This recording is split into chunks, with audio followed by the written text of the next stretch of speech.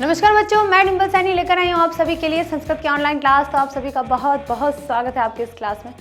तो देखिए बच्चों, हम पढ़ रहे हैं Bihar board 10th class Sanskrit और इसका नाम है पीयूषम भाग 2। और पीयूषम भाग 2 में अभी हमने काफ़ी कुछ चैप्टर कर लिए हैं। आज हमारा नया चैप्टर स्टार्ट होने वाला है, यानी कि भारतीय संस्कार तक हमने पढ़ लिया है और भारतीय संस्कारों को भी बहुत अच्छे से जान लिया है। कौन कौन से 16 संस्कार है, उसमें से कितने संस्कार हमारे जन्म के पूर्व के हैं, कितने संस्कार जन्म के बाद के हैं, विवाह का एक संस्कार है और एक हमारा अंतिम संस्कार अंत्येष्टि संस्कार होता है। तो इस तरह से हमने सारे संस्कारों को पढ़ लिया है। आज हम नया चैप्टर स्टार्ट करने वाले हैं और नया चैप्टर हमारा है नीति श्लोक को लेकर। अब नीति श्लोक की जो भूमिका है, जो परिचय है, वो मैं थोड़ा सा आपको बताना चाहूँगी कि जो नीति श्लोक है वो किस तरह से लिए गए हैं कि विदुर नीति से लिए गए। अब आप कहेंगे विदुर नीति क्या है भाई, तो मैं आपको बताना चाहूँगी कि महाभारत काल के समय, महाभारत जो लिखा गया है कुछ पर्वों में लिखा गया है और महाभारत में एक उद्योग पर्व है। कौन सा है? उद्योग पर्व।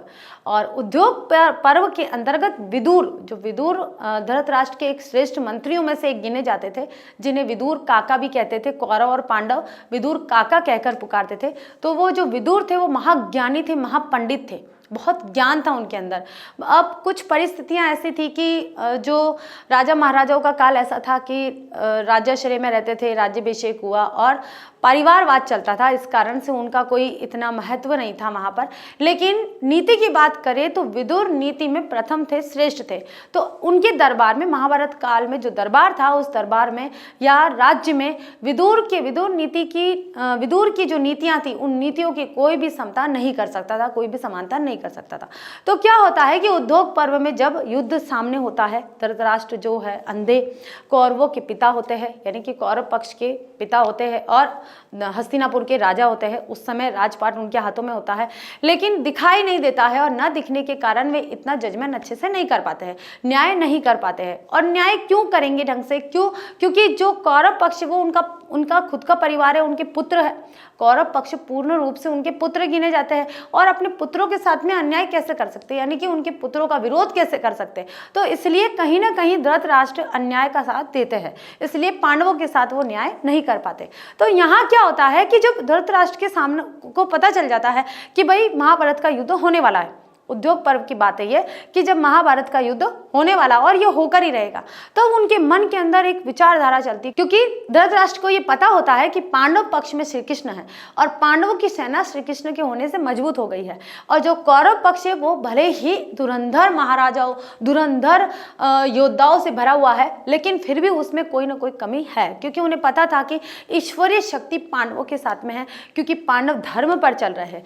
धृतराष्ट्र को ये ध्यान हो गया था कि पांडव जो है वो धर्म के अनुसरण कर रहे हैं और जो कौरव है वो अधर्म का अनुसरण कर रही है। तो उन्हें ये तो मालूम था कि जो अधर्म का साथ देता है उसका समूल नष्ट हो जाता है, वो समूल विनाश उसका हो जाता है। तो यहाँ क्या होता है, वो थोड़े चिंतित हो जाते हैं, उनका मन थोड़ा अशांत होता है।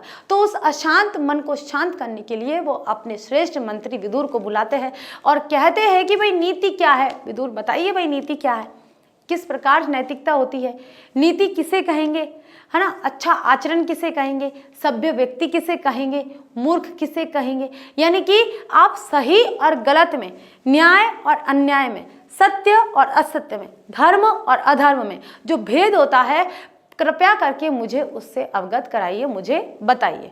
तो विदुर यहाँ पर धृतराष्ट्र को कई श्लोक के माध्यम से ये बताने का प्रयास करते हैं, अलग अलग उदाहरणों के माध्यम से बताने का प्रयास करते हैं कि नीति क्या होती है, कि जीवन जीने में हम नीति का प्रयोग करते हैं तो नैतिकता किसे कहते हैं, नैतिकता क्या होती है, और जो नीति का पालन नहीं करता है उसे क्या कहा जाता है। तो अलग अलग उदाहरणों में और अलग अलग विचारों के माध्यम से वे वहाँ बताते। तो उसी नीति को यहाँ पर विदुर नीति के माध्यम से बताया गया है कि ये जो नीति श्लोक कहाँ से लिए गए हैं, उद्योग पर्व के विदुर नीति के अंतर्गत से ये संकलित किए गए हैं। तो यहाँ हम सबसे पहले पूरे पाठ का वाचन करेंगे, पूरे पाठ को पढ़ेंगे, उसके बाद में 4 श्लोक का यहाँ पर हम अनुवाद करेंगे, अर्थ करेंगे अन्वय के साथ में, क्योंकि श्लोक है तो अन्वय होगा, अन्वय होगा तो अनुवाद होगा। तो ऐसे हम यहाँ पर इन 4 श्लोक का अनुवाद करते हैं। तो शुरू करते हैं हमारा लेक्चर नंबर 1। क्या है? नीति श्लोका, यानी नीति संबंधी श्लोक की नीति क्या होती है, नैतिकता क्या होती है। ठीक है, तो देखिए बच्चों, सबसे पहले हम इस पाठ को पढ़ेंगे। तो किस तरह से पढ़ते हैं कि नीति श्लोका, नीति संबंधी श्लोक। अयं पाठः सुप्रसिद्धस्य ग्रन्थस्य महाभारतस्य उद्योगपर्वणः अंशविशेषतः विशेष अध्याया त्रयस्त्रिंशत् चत्वारिंशत् रूपाया विदुरनीते संकलित युद्धम् आसन्न प्राप्य धृतराष्ट्रो मंत्रिप्रवर विदुरं स्वचित्तस्य शान्तये कांचित् प्रश्नान् नीतिविषयकान् पृच्छति। तेषां समुचित उत्तरं विदुरो ददाति। तदेव प्रश्नोत्तरं ग्रंथरत्नं विदुरनीति इयमपि भगवती देव महाभारतस्य अंगमपि स्वग्रंथस्वरूपाय वर्तते। अब देखिए हम यहाँ पर श्लोक पढ़ेंगे, तो श्लोक आपके कितने, पूरे 10 श्लोक है। तो 10 में से हम आज कुछ ही श्लोक की यहाँ पर व्याख्या करेंगे, सारे श्लोक की नहीं करेंगे। कि यस्य कृतं न विघ्नन्ति शीतम उष्णम भयम रति समृद्धि रस समृद्धिर्वो वा स वे पंडित उच्यते। आगे देखिए, यह हमारा है पहला श्लोक। क्या कह रहा है कि यस्य कृतं न विघ्नन्ति शीतम उष्णम भयम रति समृद्धिर्वो वा स वे पंडित उच्यते। तत्वज्ञ सर्वभूतानां योगज्ञ सर्वकर्माणाम् उपायज्ञो मनुष्याणां नर पंडित उच्यते।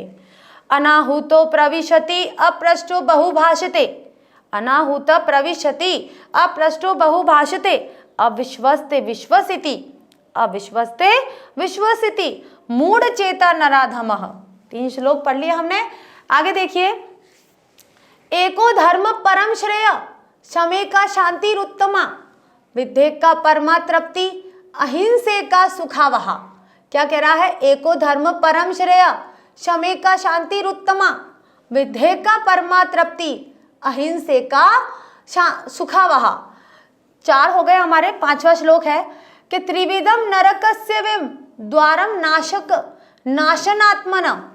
कि त्रिविधम नरकस्य वेम देवम द्वारम नाशनात्मन काम क्रोधस्तथा लोभस्तस्मादेत त्रयम त्यजेत।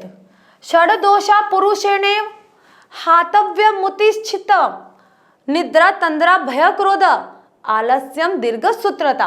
फिर से देखिए कि षड्दोषा पुरुषेणेव हातव्य भूति मिच्छता निद्रा तंद्रा भयम क्रोध आलस्य दीर्घ सूत्रता।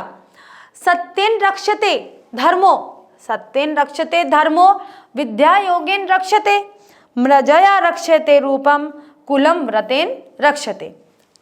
फिर से पढ़ेंगे एक बार कि सत्येन रक्षते धर्मो विद्या योगेन रक्षते मृजया रक्षते रूपम कुलम व्रतेन रक्षते। नंबर 7 तक हमारे हो चुके हैं।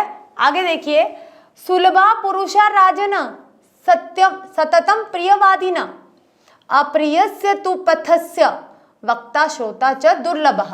क्या कह रहे हैं कि सुलभा पुरुषा राजन सतम प्रियवादिनः अप्रियस्य तु पथ्यस्य वक्ता श्रोता च दुर्लभ। श्लोक नंबर 9 है, पूजनीय महाभागा पुण्याश्च ग्रह दीप्तय। पूजनीय महाभागा पुण्याश्च ग्रह दीप्तय स्त्रिय श्रियो ग्रहस्योतास्त स्माद्रक्षा विशेषतः। फिर से पढ़ेंगे इसे, पूजनीय महाभागा पुण्याश्च ग्रह दीप्तय स्त्रिय श्रियो ग्रहस्थोसास्त ग्रहस्ताक्त स्माद्रक्षा विशेषतः।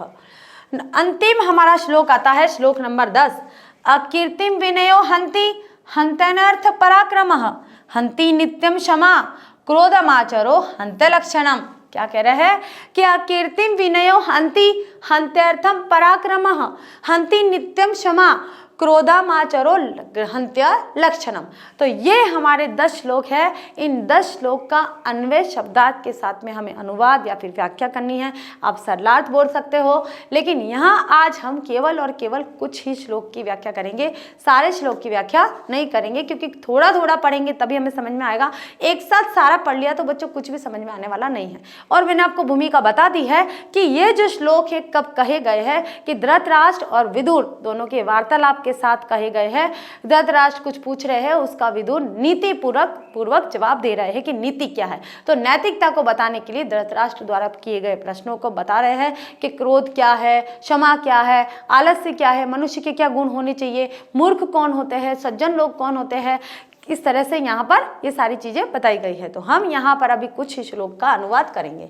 तो सबसे पहले हम हमारे जो परिचय लिखा हुआ है इसका अनुवाद करते हैं। तो परिचय क्या है, देखिए कि अयम पाठ, अयम का मतलब मैं आपको सभी हमेशा बताती हूँ कि यह क्या होता है, यह पाठ सुप्रसिद्ध ग्रंथस्य, ग्रंथ महाभारतस्य, महाभारत के सुप्रसिद्ध ग्रंथ महाभारत है ना। हमारे हिंदू सनातन धर्म में अब ग्रंथ की बात आती है कि हिंदू सनातन धर्म का ग्रंथ कौन सा है। अलग अलग धर्म के अलग अलग ग्रंथ है। जब मैं आपको बताती हूँ, मान लीजिए हम यहाँ पर हमारे बहुत सारे धर्म हैं, जैसे यहाँ पर हमारे हिंदू है, ठीक है, जैसे मुस्लिम है, सिख है, ईसाई है, ठीक है, और भी है, जैन है, बौद्ध है, पारसी है, ठीक है। तो यहाँ देखिए हम क्या कहेंगे कि इनके अलग अलग धर्म ग्रंथ है। उन ग्रंथों के अनुसार, धर्म ग्रंथ क्या होते हैं बच्चों, कि धर्म ग्रंथों में जो नीति नियम बनाए गए हैं उन नियमों के आधार पर आज जनरेशन चलती है। उन नियमों को आधार मानकर जीवन जिया जाता है। और जीवन जीने की जो शैली है, जीवन जीने का जो तरीका है, वो क्या कहलाती है, संस्कृति। तो हम कहेंगे हिंदू संस्कृति, हम कहेंगे मुस्लिम संस्कृति, हम कहेंगे ईसाई संस्कृति, हम कहेंगे सिख संस्कृति, सिख धर्म की संस्कृति। तो संस्कृति क्या कही जाती है, जीवन जीने का तरीका। अब ये जीवन जीने का तरीका कहाँ बताया गया है, धर्म ग्रंथों में बताया गया है। तो ईसाई धर्म के जो ग्रंथ है उसमें बताया है कि आपको किस तरह से जीवन यापन करना है, किस तरह से धर्माचरण करना है। सिख धर्म में बताया है, उस तरह से सिख धर्म के लोग उसका धर्माचरण करते हैं। मुस्लिम धर्म में बताया है, इस तरह से मुस्लिम धर्म के लोग अपनी संस्कृति का पालन करते हुए धर्माचरण करते हैं। और जैसे हिंदू सनातन धर्म में बताया है, तो हिंदू संस्कृति में भी जो ग्रंथों में लिया गया है उसी तरह से वे धर्माचरण करते हैं। तो यहाँ हम ग्रंथों की बात करते हैं तो हिंदू धर्म में यहाँ 3 ग्रंथ माने गए हैं। पहला है श्रीमद् भागवत गीता, श्रीमद् भागवत गीता, आप गीता भी बोल सकते हो। दूसरा है यहाँ पर हमारा रामायण, और नंबर 3 का है महाभारत। तो इन तीनों चीजों में, इन तीनों ग्रंथों में जो जीवन शैली बताई है, क्या उस जीवन शैली का असर हमारे संस्कृति में दिखाई देता है, नहीं दिखाई देता। तो जीवन जीने का तरीका क्या कहलाता है, कि जीवन जीने की जो शैली है वो क्या कहलाती है, संस्कृति। और संस्कृति कहाँ होती है, हमारे धार्मिक ग्रंथों में होती है, हमारे धर्म ग्रंथों में होती है। अब देखिए दूसरा है मुस्लिम, तो मुस्लिम का क्या है, धर्म ग्रंथ कुरान एकमात्र, ठीक है। तीसरा है सिख धर्म, तो सिख धर्म का जो धार्मिक ग्रंथ है वो है गुरु ग्रंथ साहिब, गुरु ग्रंथ साहिब। और इसी तरह से ईसाई धर्म का है तो बाइबिल कहा जाता है। क्या कहा जाता है, बाइबिल कहा जाता है। तो देखिए बच्चों, अलग अलग धर्मों के अलग अलग ग्रंथ होते हैं। और ग्रंथ क्या होते हैं, जीवन जीने के तरीके बताते हैं कि धार्मिक पुरुषों ने, जो धर्म पुरुष थे, उन लोगों ने जिस तरह का जीवन यापन करा और वो सही था, नैतिक आचरण के साथ था, उन्होंने उसे लेखबद्ध किया। और लिपिबद्ध करने के आधार पर हमें पता चला, क्योंकि उन्हें कहीं से ये तत्वज्ञ थे, सर्वज्ञ थे, सभी कुछ जानते थे, इसलिए उन्हें पता था कि आने वाली पीढ़ी को इन चीज़ों की आवश्यकता होगी, इसलिए उन्होंने लेखबद्ध किया, लिपिबद्ध किया। और लिपिबद्ध को आज हम देखते हैं और हम जानते हैं कहानियों के माध्यम से, शास्त्रों के माध्यम से, श्लोक के माध्यम से, दैनिक दिनचर्या के माध्यम से, बहुत सारी कथाओं के माध्यम से हम जानते हैं कि हमें किस प्रकार का जीवन यापन करना चाहिए। तो अलग अलग धर्मों में अलग अलग ग्रंथ है और अलग अलग ग्रंथों में जीवन जीने के तरीके बताए गए हैं, उन्हें ही क्या कहा जाता है, धर्म ग्रंथ कहा जाता है। तो हमारे जो हिंदू धर्म है, हिंदू धर्म में महाभारत धर्म ग्रंथ का बहुत अधिक महत्व है। महाभारत धर्म ग्रंथ में सत्य असत्य, धर्म अधर्म, सत्य और ऊंच नीच, या फिर नैतिक अनैतिक, नीति अनीति, इनके बारे में काफी कुछ विवेचन किया गया है। क्योंकि कौरव जो अधर्म, अनीति और असत्य के मार्ग पर चल रहे थे, इसी तरह से जो पांडव थे वो सत्य, धर्म और नीति के मार्ग पर चल रहे थे। तो इन दोनों के बीच का फर्क बताया है कि नीति का आचरण करने वाले का क्या फल मिलता है और अनीति का आचरण करने वाले का क्या फल मिलता है। तो ये सारी चीजें इसमें बताई गई है। तो क्या कहा है कि यह पाठ सुप्रसिद्ध ग्रंथ महाभारत के उद्योग पर्व, क्या कहेंगे, उद्योग पर्व, पर्वों में विभक्त किया गया। ये जो महाभारत का ग्रंथ है ये कई पर्वों में है, ठीक है। तो पर्वों में, पर्व का मतलब अंक बोल सकते हो, जैसे नाटक में 1 अंक होता है, 2 अंक होता है, 3 अंक होता है। तो यह उद्योग पर्व से लिया गया है। अंश विशेष, उसके अंश में से अध्याय 33 से 40 यानी कि बहुत से अध्याय होंगे, उसमें से सिर्फ और सिर्फ 33 से 40 यानी कि 7 अध्याय लिए गए हैं। इन 7 अध्यायों का यहाँ वर्णन किया गया है और 7 अध्यायों में से जो नीति परक श्लोक थे उनको यहाँ संकलित किया गया है। रूपाय विदुर नीति यानी कि 7 अध्यायों के रूप में विदुर नीति संकलित है। विदुर नीति कौन, मैंने आपको बताया विदुर कौन है। महाभारत काल में, महाभारत में जो धृतराष्ट्र थे, धृतराष्ट्र के श्रेष्ठ मंत्रियों में जो श्रेष्ठ मंत्री थे वो कौन थे, विदुर। और विदुर ने जो अपने नीति श्लोकों को बताया है वो विदुर नीति के नाम से जाना जाता है और विदुर नीति के नाम से ही संकलित है, उसमें से ये श्लोक संकलित किए गए हैं।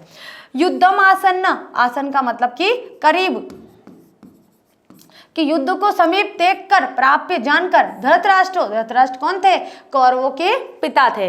तो धृतराष्ट्र मंत्री प्रवर, मंत्री प्रवर यानी कि मंत्री श्रेष्ठ, क्या कहेंगे हम यहाँ पर, मंत्री श्रेष्ठ कहेंगे कि मंत्री श्रेष्ठ विदुर स्वचित्तस्य यानी कि जो धृतराष्ट्र अपनी मंत्री श्रेष्ठ विदुर को स्वचित्त, स्व यानी कि अपने, स्व का मतलब क्या होता है, अपने, चित्त यानी मन की, मन की, चित्त से का मतलब क्या होता है, मन या षष्ठी विभक्ति आ गई चित्त से। जब भी बच्चों ये सिया आता है, ये आता है सिया किसी शब्द के पीछे, आप बेफिक्र से समझ जाइए कि इसमें संबंध बताया है। क्या बताया है, संबंध बताया है। और संबंध कारक कौन से नंबर पे आता है, 6 नंबर पे आता है। तो यहाँ पर आ जाएगा षष्ठी विभक्ति चित्त से, तो का के की संबंध बताना है, चित्त का, मन का, मन के, मन को, ठीक है, मन की, ऐसे बताना है। तो विदुर जो धृतराष्ट्र होते हैं मंत्री श्रेष्ठ विदुर को, विदुरम यानी कि विदुर को, ये द्वितीय विभक्ति है क्योंकि इसमें कर्म कारक है।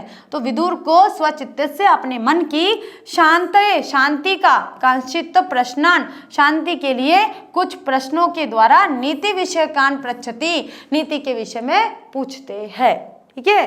क्या करते हैं कि धृतराष्ट्र, क्योंकि युद्ध होने वाला है और युद्ध की आशंका बहुत सभी को भयभीत कर देती है, चिंतित कर देती है। और ऐसी चिंतित अवस्था में जो विदुर थे, जो ऐसी चिंतित अवस्था में धृतराष्ट्र थे, थोड़े अशांत मन के थे और अशांत मन के साथ में जब वे परेशान हो जाते हैं तो अपने मंत्री श्रेष्ठ विदुर को बुलाते हैं और उनसे नीति विषय के बारे में पूछते हैं और कहते हैं कि मेरे मन को शांत करना, और मन की शांति के लिए वो उनसे नीति के विषय में कुछ प्रश्न करते हैं।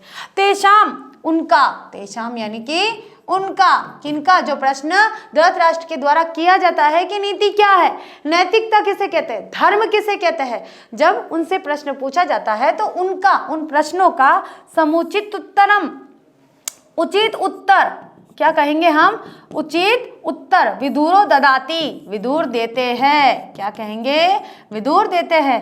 तदेव प्रश्नोत्तर स्वरूप ग्रंथ रत्नव, उसी प्रश्नोत्तर रूप के ग्रंथ रत्न, ये ग्रंथ रत्न है विदुर नीति। ये जो नीति के विषय में, जो धृतराष्ट्र के द्वारा नीति के विषय में विदुर से पूछा जाता है कि भाई नीति क्या होती है, तो जब विदुर अपनी नीतियों का बखान करते हैं तो वे सारी की सारी नीतियां क्या कहलाती है, विदुर नीति कहलाती है। और ये विदुर नीति के नाम से ही शास्त्रों में साहित्यकारों ने इसे विदुर नीति नाम दिया है और विदुर नीति के नाम से ही ये संकलित है कि विदुर के द्वारा बताई गई नीतियां। कौन विदुर, धृतराष्ट्र के मंत्री श्रेष्ठ थे, कौन, जो महाभारत काल में थे, ठीक है।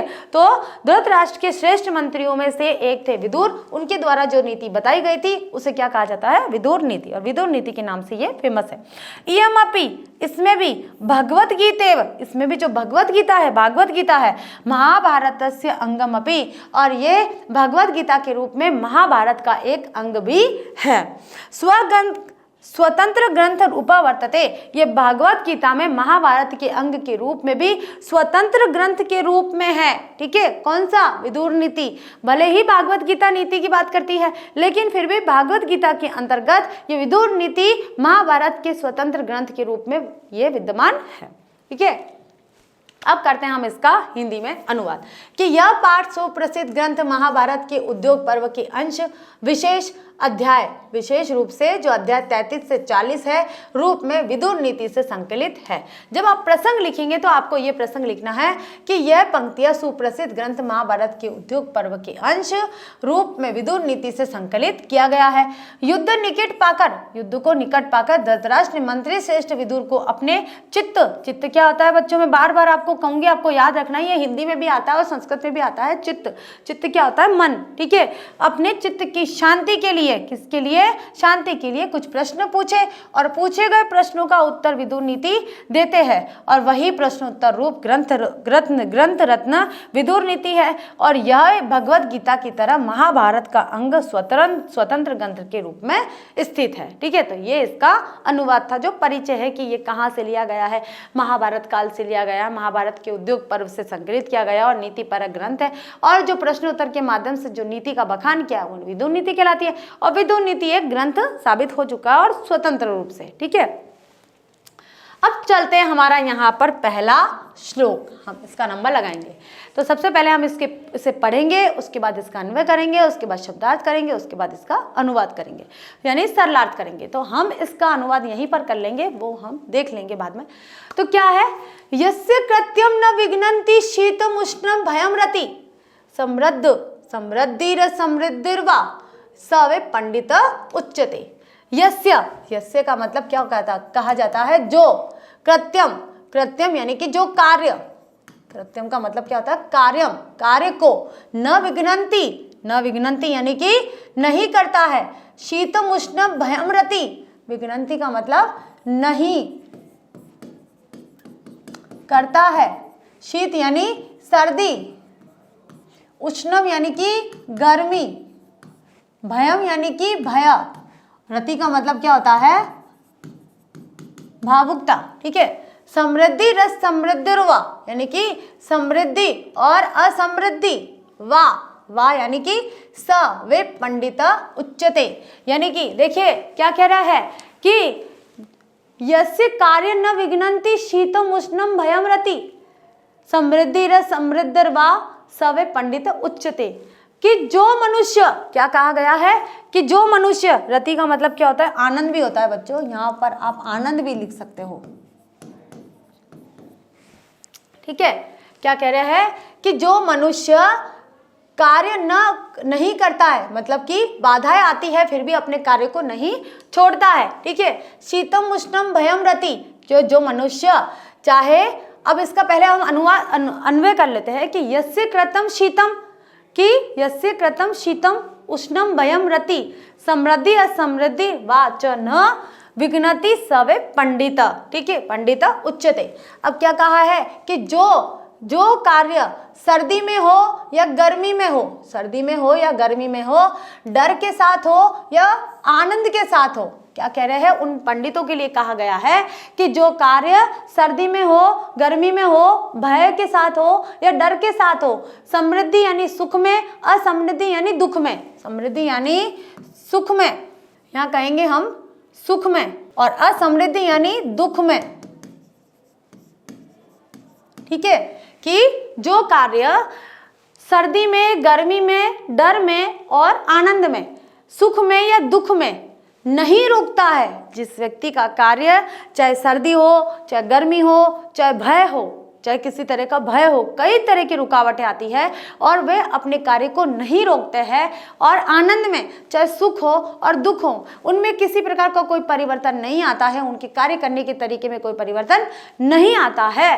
सवे पंडित उच्यते, उन्हें ही पंडित कहा जाता है, के क्या पंडित कहा जाता है। पंडित को आप सज्जन भी कह सकते हो, क्या कह सकते हो, पंडित कहते हैं, उन्हें ही पंडित कहा जाता है। कि जो व्यक्ति, जिस व्यक्ति के कार्य में चाहे किसी भी प्रकार की बाधा आ जाए, चाहे सर्दी हो, चाहे गर्मी हो, चाहे भय हो, चाहे आनंद हो, चाहे सुख हो, चाहे दुख हो, वह अपने कार्य करने के तरीकों को नहीं रोकता है और उसी अनुसार कार्य करता रहता है, उसे ही कहते हैं पंडित। क्या कहते हैं, पंडित, ठीक है। तो अब हम इसका अनुवाद करते हैं। तो सरलार्थ क्या है कि जिसके कर्म को ठंडक, गर्मी, भय, भावुकता, समृद्धि या समृद्धि, सुख दुख कहते हैं जिसे, आदि विनष्ट नहीं करे उसे ही पंडित कहा जाता है। विनष्ट यानी कि विनाश तो कर ही नहीं सकते, रुकावट बोल सकते हैं आप। विनाश को क्या कह सकते हो? रुकावट या फिर बाधा।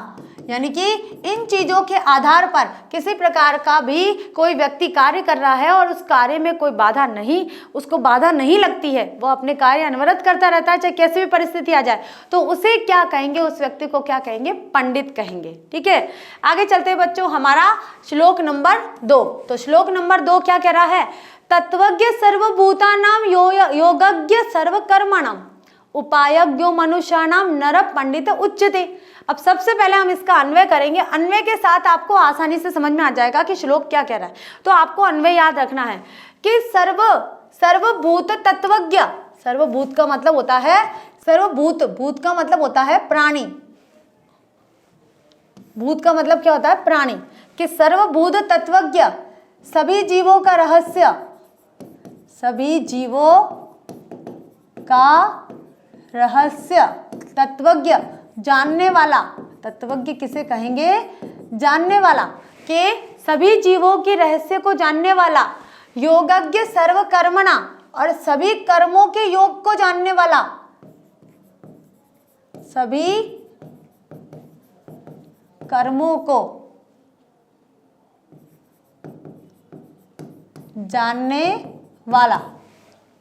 ठीक है, यानी कि सभी जीवों के रहस्य को जानने वाला, इस पृथ्वी पर जितने भी प्राणी हैं उन प्राणियों में सभी जीवों को जानने वाला, योगज्ञ सर्वकर्मणाम, और सभी के कर्मों को जानने वाला, उपायज्ञो, क्या कह रहे हैं? उपायज्ञो मनुष्याणाम नर पंडित उच्यते। उपायज्ञो, उपायज्ञ का मतलब होता है उपाय को। ठीक है, मनुष्याणाम, मनुष्यों के, वही मनुष्य। ठीक है, क्या है कि सभी जीवों के रहस्य को जानने वाला, सर्व तत्वज्ञ सर्वभूतानाम, सभी जीवों के मन रहस्य को जानने वाला, योगज्ञ सर्वकर्मणाम, और कर्म सभी के कार्यों को जानने वाला, उनके योग को जानने वाला, उपायज्ञो मनुष्याणाम, मनुष्यों के हर उपाय को जानने वाला, नर, वही मनुष्य पंडित उच्यते, वही मनुष्य पंडित कहलाता है। तो पहले इसका हम अन्वय कर लेते हैं कि सर्वभूत तत्वज्ञ, सभी जीवों के रहस्य को जानने वाला, सब सर्वकर्मणा योगज्ञ, और सभी के कर्मों के योग को जानने वाला, मनुष्याणाम, मनुष्य, और उपायों को, मनुष्यों के उपायों को जानने वाला व्यक्ति ही पंडित उच्यते, पंडित कहा जाता है। ठीक है, अब देखते हैं हम इसका सरलार्थ। सरलार्थ से पहले कुछ हम शब्दार्थ देख लेते। तत्वज्ञ यानी कि रहस्यज्ञ, और रहस्यज्ञ कौन होता है? जानने, रहस्य को जानने वाला। योगज्ञ यानी कौशल, कौशल को जानने वाला। ठीक है, उच्यते यानी कहा जाता है। उपायज्ञो, उपायम यानी कि उपाय को जानने वाला, कि सभी जीवों के रहस्य को जानने वाला, सभी कर्म के कौशल को जानने वाला, और मनुष्य के उपायों को जानने वाला मनुष्य ही पंडित कहलाता है। पंडित किसे कहते हैं? कि समस्त सर्वज्ञ पृथ्वी है, ये समष्टि पृथ्वी के रहस्य को, इसमें जितने भी प्राणी हैं, जितने भी जीव है, उसको अगर जानता है कोई व्यक्ति, उनके जन्म को जानता है, और मनुष्य के कर्म को जानता है कि कर्म क्या है, उनके कर्म के बारे में पता है कि ये कर्म सही है या कर्म गलत है, ये कैसा है, ये जीव कैसा है, ये प्राणी कैसा है, कौन जलचर है, कौन नभचर है, कौन उभयचर है, कौन स्थलचर है ना। ये सारी चीजें अगर कोई मनुष्य जानता है, या फिर मनुष्य द्वारा कोई उक्ति अपनाई जा रही है, कोई उपाय अपनाया जा रहा है और उसको जान लेता है, उसको जान लेता है, तो वह क्या कहलाता है? पंडित कहलाता है।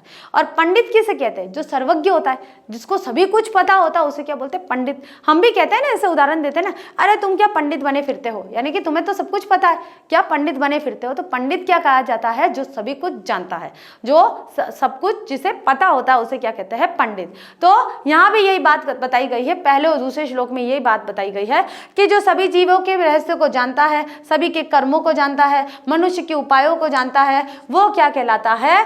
पंडित कहा जाता है। ठीक है, तो ये नीतिपूर्ण बातें बताई गई है कि जब धृतराष्ट्र जी ने पूछा कि भाई विदुर बताइए कि नीति क्या होती है, तो विदुर ने 2 श्लोकों के माध्यम से उदाहरण देकर बताया कि देखिए नीति क्या होती है और पंडित किसे कहते हैं। उन्होंने पूछा कि पंडित किसे कहते हैं, तो पंडित का यहाँ पर उदाहरण दिया है कि पंडित किसे कहा जाता है। ठीक है, आगे देखिए बच्चों, हमारा श्लोक नंबर 3। अनाहुतो प्रविशति अप्रष्टो बहुभाषते अविश्वस्ते विश्वसिति मूढ़ चेता नराधमा। अब सबसे पहले हम इसका अन्वय करेंगे कि मूढ़ चेता नराधमा अनाहुत प्रवश्यति अपृष्ट अपि बहुभाषते अविश्वस्ते विश्वसिति। देखिए यहाँ पर हम इसके अर्थ हम यही कर लेते हैं। मूढ़ चेतना का मतलब क्या होता है, यहाँ हमारा मूढ़ चेतना आ गया मूर्ख, ठीक है। नराधम का मतलब होता है नीच व्यक्ति होता है, नराधम का मतलब होता है बिल्कुल नीच व्यक्ति, ठीक है, नीचता जिसके अंदर रहती है। अनाहुतो, अनाहुतो का मतलब होता है बिना बुलाए हुए, बिना बुलाए हुए। प्रविशति यानी कि आ जाते हैं, आ जाते हैं। अपृष्ट,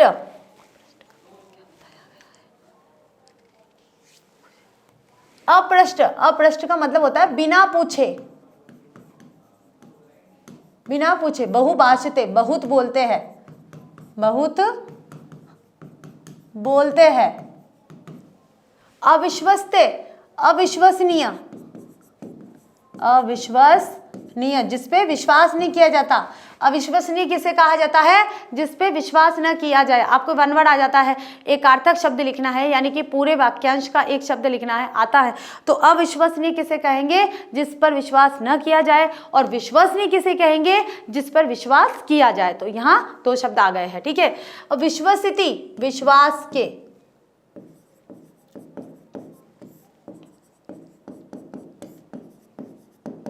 अब देखिए क्या बताया है। पहले तो बता दिया कि पंडित किसे कहते हैं, तो 2 श्लोक में पंडित की पूरी व्याख्या कर दी है विदुर ने धृतराष्ट्र के सामने कि पंडित किसे कहा जाता है। अब पूछा जा रहा है, क्या पूछा जा रहा है कि अनाहुतो प्रविशति, बिना बुलाए हुए आ जाते हैं।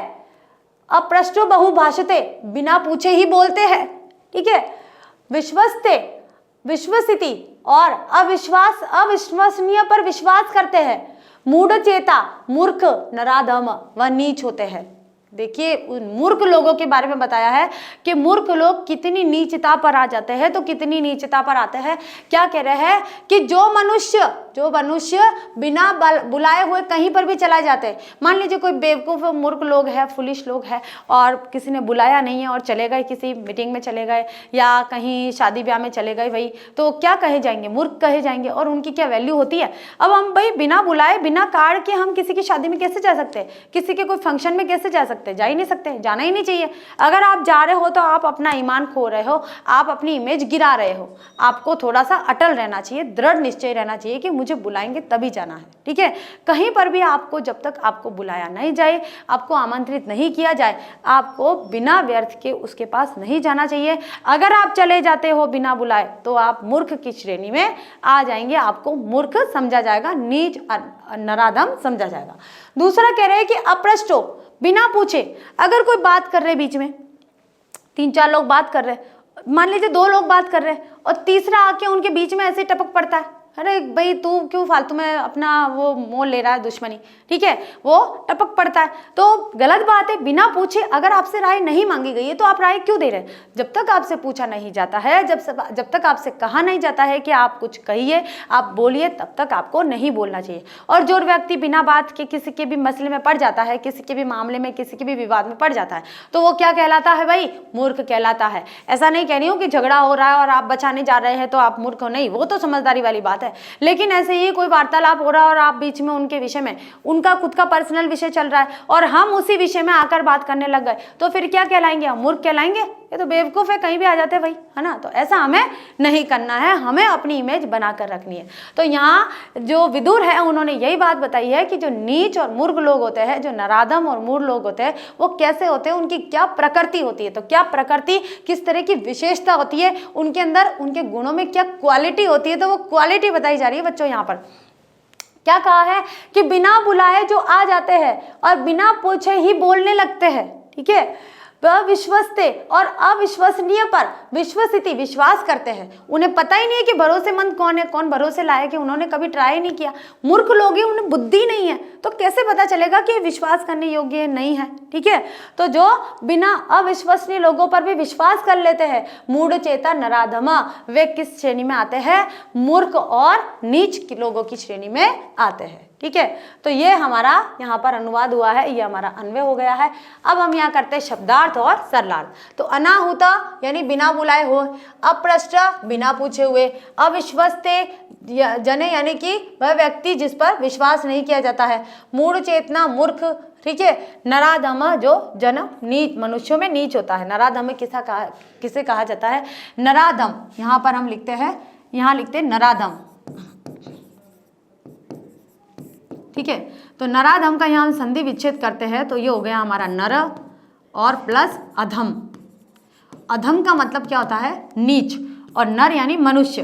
तो मनुष्यों में नीच, क्या मनुष्यों में नीच कहा जा रहा है यहाँ पर।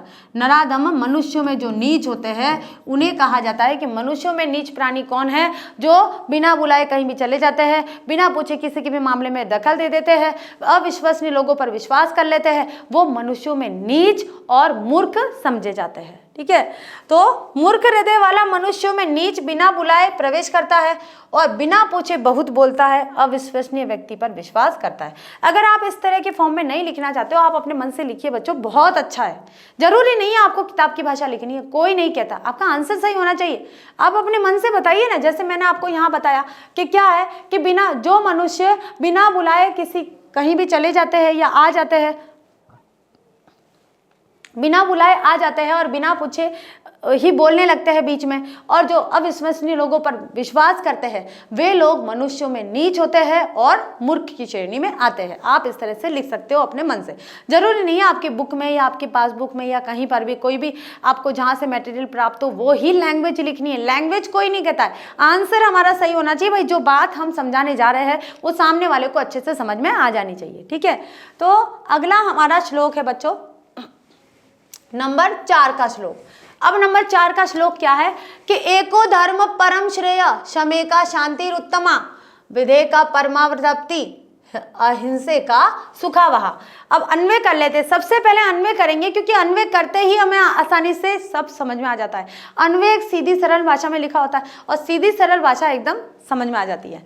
तो एक धर्म परम श्रेय, एका क्षमा उत्तमा शांति, एका विद्या परम तृप्ति, एका अहिंसा च सुखावहा। शब्दार्थ सुखावहा, सुखदा सुख देने वाली, ठीक है। अब यहाँ पर शब्दार्थ आ गए, यहाँ से सुखावहा का मतलब क्या होता है? सुख देने वाली। क्या कहा गया है? एको धर्म परम श्रेय, क्या कहा है? एक ही धर्म श्रेष्ठ होता है, ठीक है। एक ही धर्म श्रेष्ठ है। कैसे? अब कहेंगे धर्म एक क्या है? धर्म क्या है? धर्म क्या है? आप कोई कार्य कर रहे हैं, धर्म ये नहीं कि हिंदू मान रहे हैं, मुस्लिम, धर्म इसे नहीं कहा। नीति श्लोकों में धर्म इसे नहीं कहा जाता है कि धर्म क्या है। हिंदू, मुस्लिम, सिख, ईसाई, इन धर्मों को नीति श्लोकों में धर्म नहीं माना गया है।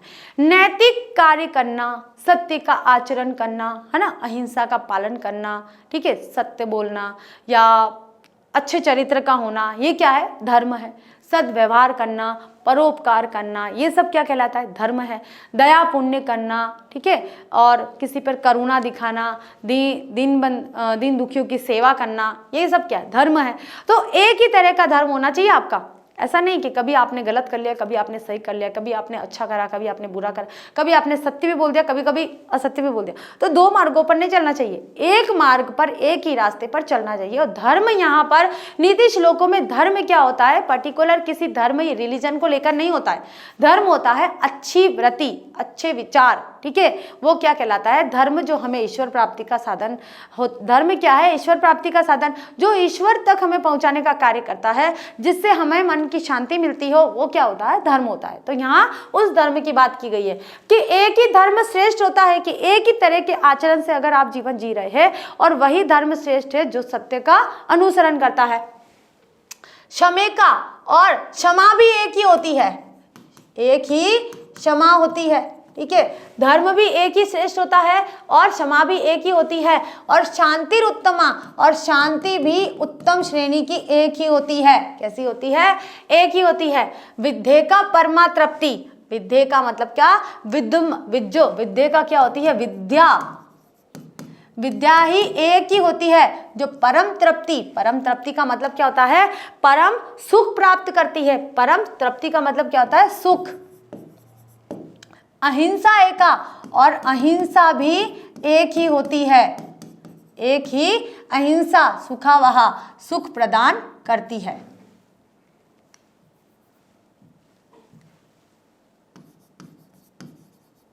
सुख देने वाली होती है। ठीक है, क्या कहा है बच्चों, देखिए कि एक ही धर्म श्रेष्ठ होता है और एक ही क्षमा, एक ही तरह की शांति उत्तम होती है। उत्तरोत्तमा का मतलब क्या होता है, उत्तम, एक ही तरह की शांति उत्तम होती है। विद्या भी एक ही तरह की होती है, जब भी हमें तृप्ति प्राप्त होती है, शांति प्राप्त होती है, सुख प्राप्त होता है, और एक ही अहिंसा सुख देने वाली होती है। यानी कि आप एक तरह के विचार को लेकर चलते हैं तभी आप सुख प्राप्त कर सकते हो, अन्यथा क्या होगा, आप दो नावों पर सवार होंगे तो एक नाव पर भी सवार नहीं, एक नाव पर भी यात्रा नहीं कर सकते, एक नाव से भी आप नदी को पार नहीं कर सकते अगर आप दो नावों पर सवार हो। आपको एक ही तरह के विचार लेकर चलने होंगे, और वो भी धर्म और नीति के विचारों पर चलना होगा, शांति और क्षमा के मार्ग पर चलना होगा, तभी आप श्रेष्ठ कहे जाएंगे और तभी आप सुख प्राप्त करने वाले हो जाएंगे। अब करते बच्चों यहां पर हम इसका सरलार्थ। सरलार्थ क्या कह रहा है कि एक ही धर्म श्रेष्ठ श्रेय देने वाला होता है। अलग अलग धर्म, अलग अलग विचारों पर आप चलकर श्रेष्ठता प्राप्त नहीं कर सकते। लोगों के मन में आएगा अरे तो कोई मतलब नहीं है, बिना बंदे का लोटा है भाई, ये तो कभी इधर चला जाता है, कभी इधर चला जाता है, कभी झूठ की तरफ चला जाता है, कभी सत्य की तरफ चल जाता है। मतलब हमें एक ही चीज का अनुसरण करना है। अगर आप सत्य के मार्ग पर अडिग हो तो आपका सत्य के मार्ग पर ही अडिग होना है। सामने चाहे कितनी भी मुसीबतें आती है, आपको नहीं डरना है, भयभीत नहीं होना है। आपका जो मार्ग है, आपकी जो राह है, आपकी जो वृत्ति है, आपका जीवन जीने का जो तरीका है, वो एक ही तरह का होना चाहिए। ठीक है, एक ही क्षमा उत्तम, एक ही क्षमा उत्तम शांति, एक ही विद्या ही परम तृप्ति देने वाली होती है। जो धर्म होता है वो भी एक ही होता है और वही आपको श्रेय दे देगा। श्रेय का मतलब होता है आप प्रसिद्ध प्राप्त कर लोगे। क्या होगे, प्रसिद्धि प्राप्त कर लोगे। और जो क्षमा है वो भी एक ही तरह की उत्तम होती है, और क्षमा से ही शांति प्राप्त होती है। क्या प्राप्त होती है, उत्तम शांति प्राप्त होती है। एक ही तरह की विद्या लोगे तभी आपको तृप्ति देने वाली होगी। परम तृप्ति कहाँ से, परम सुख, परम तृप्ति यानी कि आपकी जो शांत, आपकी जो इच्छाएं थी वो कहाँ पर शांत होगी, जब एक ही तरह की विद्या लोगे। और एक ही अहिंसा ही परम सुख देने वाली होती है। ठीक है, तो यहाँ पर देखिए बच्चों हमारे 4 श्लोक का सरलार्थ हो गया है, अन्वय के साथ में हो गया है, और आपको अन्वय याद रखना होगा, अन्वय करना सीखना होगा कि इसमें क्या कहा गया है, कैसे कहा गया है, और इस तरह से आपको सरलार्थ लिखना है। ठीक है, तो आज की हमारी जो क्लास है यहाँ पर नीति श्लोक को लेकर, विदुर नीति की जो श्लोक लिए हैं हमने, विदुर के द्वारा धृतराष्ट्र के सामने कुछ नीति पूर्ण बातें कही जाती है।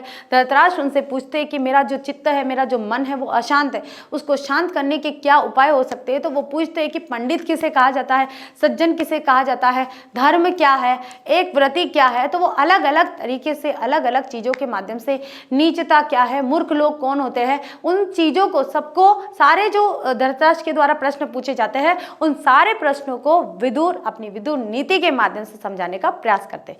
हमने भी समझ लिया है कि 4 श्लोक में अभी तक हमें क्या समझाया गया है और हमने क्या जाना है।